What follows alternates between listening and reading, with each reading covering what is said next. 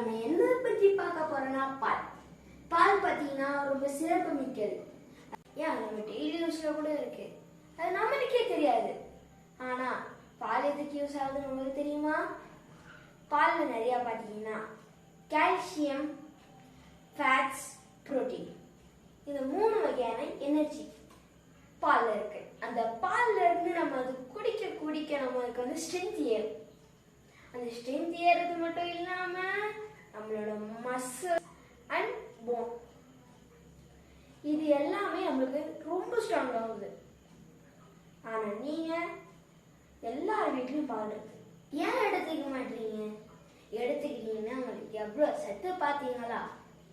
இதை மட்டும் நீங்க டெய்லி குடிச்சீங்கன்னு வச்சுக்கோங்களேன், சூப்பரா. இப்ப நான் சொன்னதோட மட்டும் இல்லாம எல்லா ஏஜ் பீப்புளும் பால் குடிக்கலாம். ஆனா எல்லாரும் பால் குடிக்கணும், சரியா? பால் குடிக்க மட்டும் மறந்துட